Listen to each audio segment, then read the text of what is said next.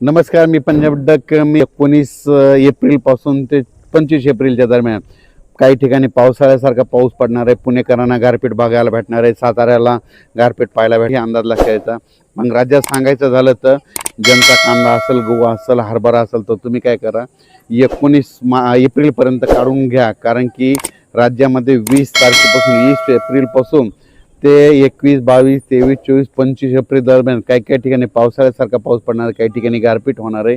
म्हणून हा अंदाज देखील सर्व शेतकऱ्यांनी लक्षात यायचा. मग सांगायचं झालं तर आपण विदर्भाकडे बोलू.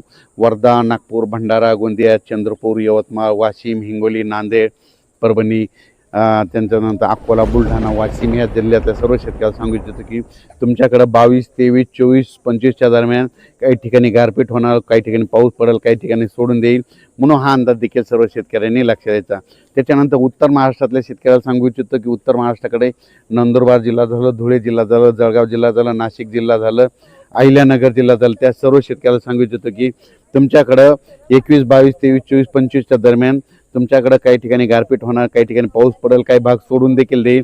म्हणून तुमचे कांदे असाल तर तुम्ही काय करा, 20 तारखेपर्यंत काढून झाकून ठेवा. कारण की 20 ते 25च्या दरम्यान तुमच्याकडे देखील उत्तर महाराष्ट्राकडे पाऊस पडणार आहे.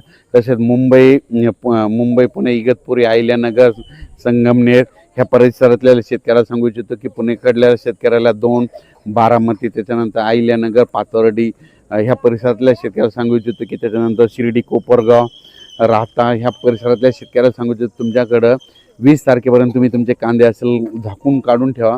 कारण की 21, 22, 23, 4 दिवस काही ठिकाणी गारपीट बघायला भेटेल, काही ठिकाणी पाऊस पडेल, काही ठिकाणी वारं देखील खूप सुटणार आहे. म्हणून हे देखील अंदाज लक्षात यायचा.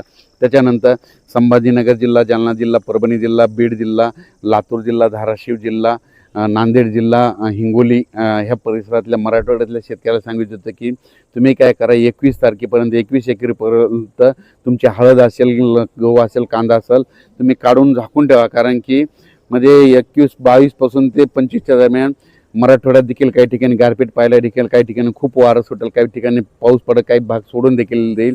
म्हणून हा अंदाज लक्षात यायचा. त्याच्यानंतर आता इकडं मी कोल्हापूर, सातारा त्याच्यानंतर पुणेकरांना देखील चांगला गारपीट पाऊस पाहायला भेटेल. कर्नाटककडं निपाणी त्या परिसरात देखील गारपीट होणार आहे. म्हणून ते शेतकऱ्यांनी अंदाज लक्षात यायचा. तेलंगणातल्या शेतकऱ्यांनी अंदाज घ्यायचा, तेलंगणाकडे देखील खूप गारपीट होणार आहे.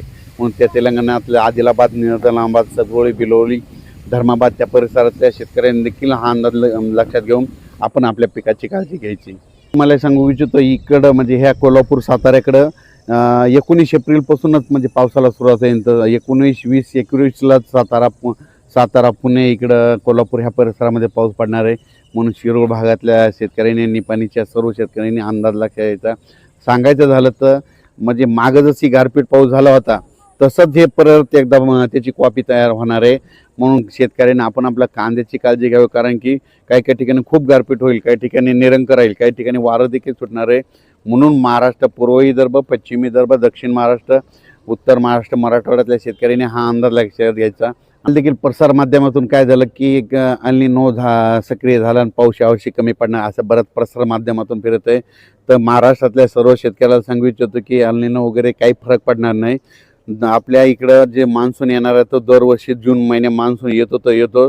यावर्षी थोडाफार पाऊस कमी राहील, पण पिकं चांगली येणार आहेत आणि परतीचा पाऊस चांगला जोराचा पडणार आहे. म्हणून सर्व शेतकऱ्यांनी काही घाबरून जायची गरज नाही. म्हणून म्हणतो की यावर्षी परतीचा पाऊस चांगला राहील, पिकं देखील चांगले येणार आहे. जसं पिकाला लागेल तसंच पाऊस पडायला येणार आहे, जेमतेम पडणार आहे.